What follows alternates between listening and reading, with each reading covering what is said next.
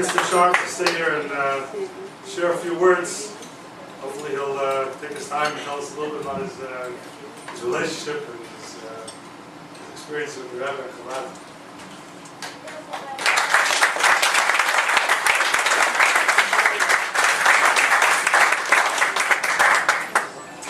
Thank you, Rabbi, for those beautiful words, many compliments.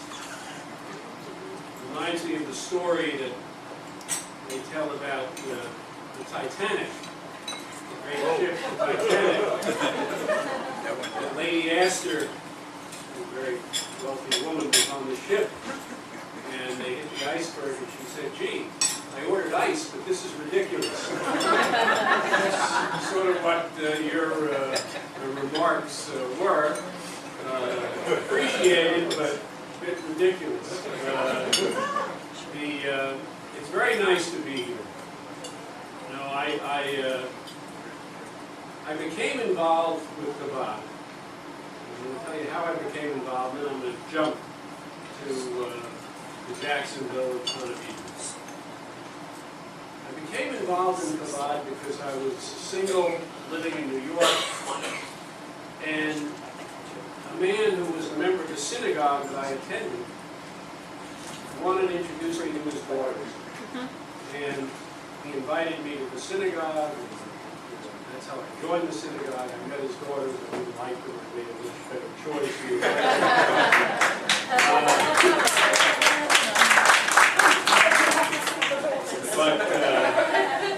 But then he, in addition to his getting me involved in this Orthodox synagogue, and I'd never been in an Orthodox synagogue before, and everyone was very friendly, and everyone there was very welcoming. It was a place called Park East Synagogue on the Upper East Side of town. Everyone was so nice that I started to go, and I asked the rabbi for some books. And then this same man had this Lubavitch rabbi call me. His name is Shmuel Butman. He's one of my dear, dear friends. And he called me about 15 or 20 times. And I never took the call. He had my office number. And I didn't take the call because I grew up in a very serious Jewish family, but a Reformed Jewish family. And I was intimidated by men with beards and, dark black suits and black hats. I was intimidated. I didn't understand it. I thought it was a relic from the past. And finally, I felt so guilty about not returning his calls that I actually called him. I phoned the Lubavitch organization of which he was head, and someone picked up the phone. I said, I want to speak to Rabbi Butman. They said, who's calling? I said, it's Michael Scharf. And there was a buzz, and Rabbi Butman got on the phone. He said, could I come see you? So he came to my apartment in Manhattan, and he asked me, we chatted for a while, and then he asked me if I knew anything about Chabad. I said, well, I don't know that much about Chabad. But the first time I put on tefillin was a few weeks ago when you had one of these mitzvah tanks on Fifth Avenue when I was walking by, and a young man asked me, are you Jewish? And I said, yes. He said, you put on tefillin today? And I was just sort of learning what tefillin were, and I said, no. So I went in and put on tefillin. And then he said, anything else? I said, well, I have these columns from the newspaper, from the Jewish newspaper. There's a Jewish newspaper there called the Jewish Week. It's a real sort of little rag. I don't read anymore, but I did then. And they had a weekly column in there titled Torah Thoughts. Thoughts on the weekly Torah portion by Lubavitch Rebbe. And I started reading them, and I cut them out, and I had a whole file. So he said, could I see the file? I said, sure. I went to my library, I got the file. And he said, what prompted you to start collecting these? I said, well, it was the column that dealt with Parsha Breshit, the first portion we read in the Torah. And the Rebbe was talking about Adam and Eve, and that they were,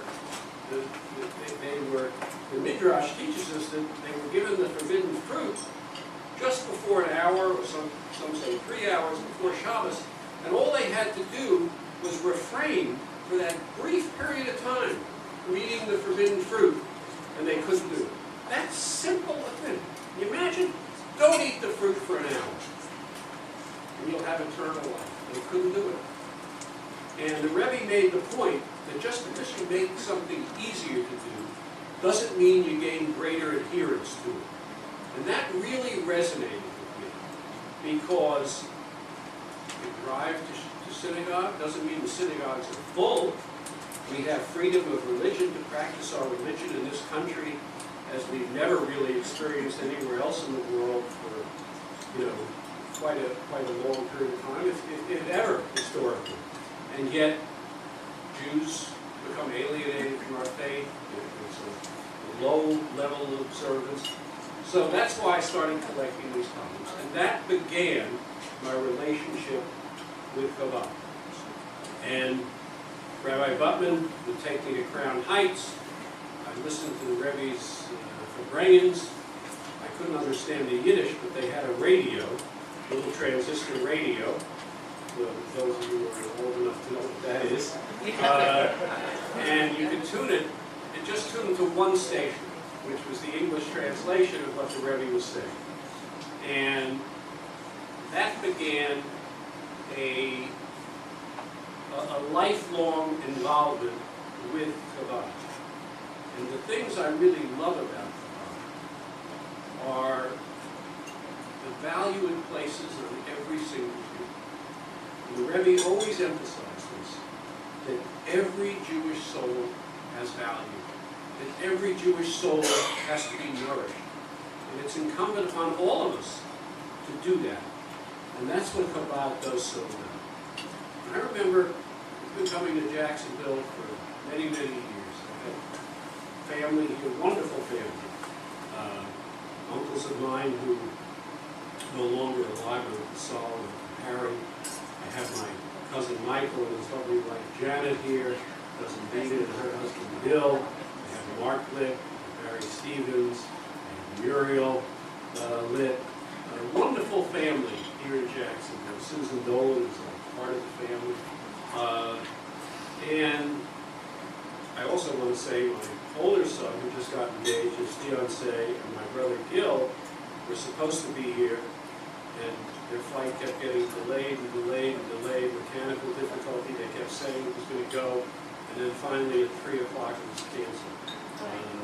So they're not here, but they were all going to be here.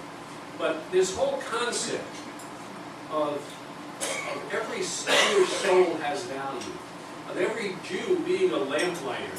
The Rebbe always talks about this around Hanukkah, that we have to be lamplighters. It's incumbent upon all of us. We all have the obligation to spread these flames of Yiddishkeit and holiness. And when I started coming to Jacksonville, there was nothing out at the beach.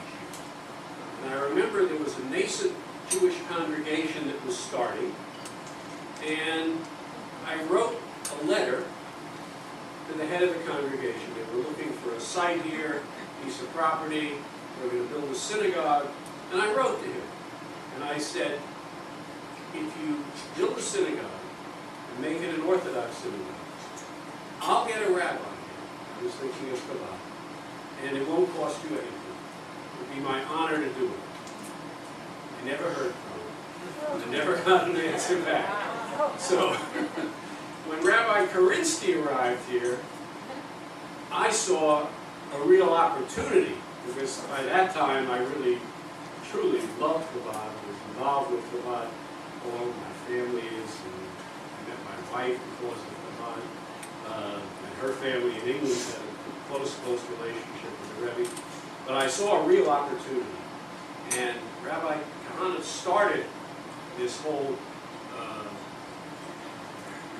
Lubavitch presence here in Jacksonville, and yet Jacksonville's a big city, as we all know. There are Jews all over the place, and we have to serve them, find them, bring them closer to our faith.